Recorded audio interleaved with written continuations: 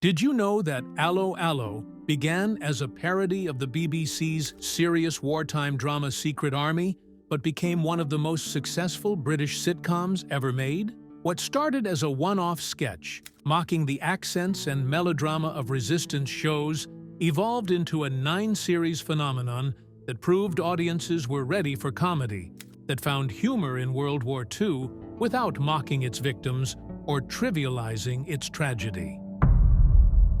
Series 1, 1984. The story centers on René Artois, a cafe owner in the fictional French town of Nouvion during the German occupation, who finds himself reluctantly involved with the local resistance movement while trying to maintain his comfortable life running the Café René. His world becomes increasingly complicated as he's forced to hide British airmen in his café while maintaining relationships with German officers, resistance fighters, and his own staff. René's domestic situation provides the show's emotional foundation through his marriage to tone-deaf Edith, whose terrible singing and oblivious nature create both comedy and pathos. His affairs with waitresses Yvette and Maria establish the sexual comedy that would become central to the series, while demonstrating René's weakness for romance despite the obvious dangers of infidelity during wartime. The resistance, led by the mysterious Michel Dubois, forces René into increasingly dangerous situations as they use his café as a base for operations involving stolen paintings, hidden radios, and escaped prisoners. Michel's dramatic entrances and cryptic messages, "Listen very carefully, I shall say this only once," become running gags that parody the melodrama of serious resistance dramas. The German presence in Nouvion creates ongoing tension through Colonel von Strom and Captain Geering, whose incompetence and corruption make them more comedic than threatening. Their pursuit of stolen artwork and their relationships with local women provide subplots that demonstrate how personal desires can compromise military effectiveness even among occupying forces. Series 2, 1985. Series 2 expands the show's scope by introducing additional German officers and resistance members while deepening the established relationships that drive the comedy. The arrival of new characters creates fresh sources of conflict and romance, while maintaining the delicate balance between wartime danger and domestic farce that makes the show distinctive. René's reluctant heroism becomes more apparent as he's forced into increasingly dangerous situations by circumstances beyond his control. His attempts to maintain neutrality and protect his business interests consistently fail, as both sides demand his cooperation, creating comedy through his desperate attempts to please everyone while satisfying no one. The resistance operations become more elaborate, involving disguises, secret codes, and elaborate schemes that parody the conventions of wartime adventure stories. The show's writers demonstrate growing confidence in balancing historical accuracy with comedic absurdity, creating situations that feel authentic to the period while remaining firmly rooted in farce. Edith's character develops beyond simple comic relief, as her devotion to René becomes both touching and frustrating.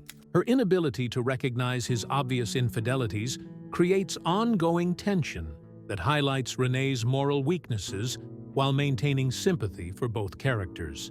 Her terrible singing provides regular comic moments while serving as a metaphor for communication failures throughout the series. Series 3, 1986. Series 3 introduces two of the show's most memorable characters. Lieutenant Gruber, whose romantic interest in René adds new complications to the cafe owner's already complex love life, and Herr Flick of the Gestapo, whose sinister efficiency contrasts sharply with the Wehrmacht officer's bumbling incompetence. Gruber's character brings sophisticated wordplay and sexual ambiguity to the series, as his obvious attraction to René creates comedy through René's oblivious responses and desperate attempts to maintain heterosexual credibility. The relationship parodies wartime films' homoerotic subtexts while creating genuine affection between characters on opposite sides of the conflict. Herr Flick's arrival escalates the stakes considerably, as his Gestapo authority and ruthless methods pose genuine threats to the resistance operations. However, his obsession with stolen artwork and his vanity about his appearance create weaknesses that the other characters can exploit, maintaining the show's comedic tone while acknowledging the real dangers of Nazi occupation. The series develops more intricate plotting as multiple storylines involving stolen paintings, hidden airmen, and romantic entanglements create increasingly complex situations that require careful resolution. The writers demonstrate growing skill at weaving together disparate plot elements while maintaining character consistency and comedic momentum. Series 4 to 6, 1987 to 1989. These peak years represent Allo Allo at its creative height, with fully developed characters and the most sophisticated plotting in the series' run. The introduction of Monsieur Leclerc, the master of disguise, who appears in various personas throughout the series, adds new dimensions to the comedy while providing opportunities for elaborate visual gags and mistaken identity scenarios. René's character reaches full development as his attempts to navigate between competing demands become more desperate and creative. His moral flexibility and survival instincts create comedy while maintaining audience sympathy, as his situation becomes increasingly impossible through no fault of his own. His relationships with all the women in his life become more complex as jealousies and misunderstandings multiply. The German officers' rivalries intensify as Wehrmacht and Gestapo compete for authority while pursuing personal agendas that often conflict with military objectives.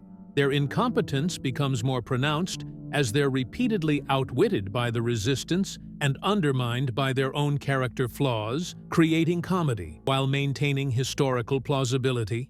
The resistance operations reach their most elaborate forms as Michel's schemes become increasingly complex and dangerous. The show's ability to find humor in wartime resistance activities while maintaining respect for actual resistance fighters demonstrates sophisticated writing that acknowledges historical reality while creating entertainment from fictional scenarios.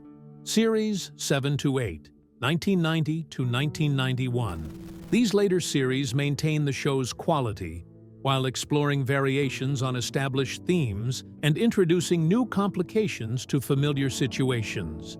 The characters' relationships continue evolving as romantic entanglements become more complex, and the demands of resistance work create new sources of tension and comedy.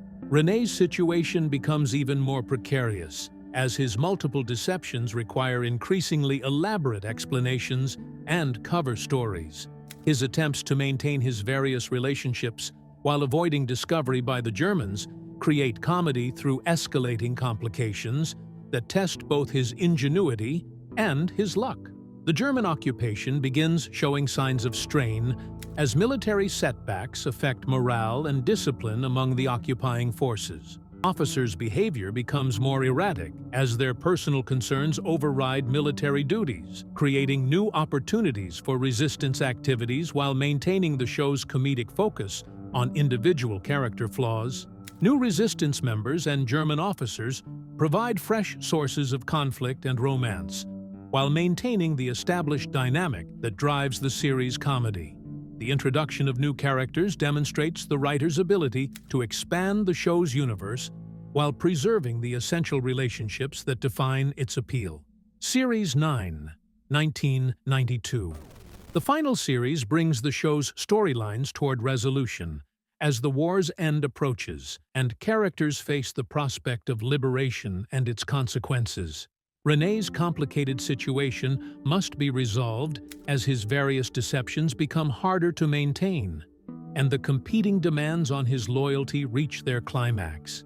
The German officers face the reality of impending defeat as military discipline breaks down and personal survival becomes more important than duty. Their responses to changing circumstances create both comedy and pathos, as characters who seemed purely comic reveal more complex motivations and emotions. The resistance prepares for liberation while dealing with the personal relationships and rivalries that developed during the occupation. The prospect of peace creates new problems as characters must decide how to move forward after years of living double lives and maintaining dangerous secrets. Allo Allo succeeded because it understood that comedy could address serious historical subjects without trivializing their significance or mocking their victims. The show's achievement lay in finding humor in the absurdities of war while maintaining respect for those who suffered and fought during the actual conflict, creating entertainment that educated as well as amused. Allo Allo's legacy lies in its demonstration that historical comedy could address serious subjects with both humor and respect, creating entertainment that honored the past while finding universal truths in specific historical circumstances. Allo Allo proved that even the darkest chapters of history could yield comedy without losing their gravity, creating 9 series of wartime farce that educated while it entertained.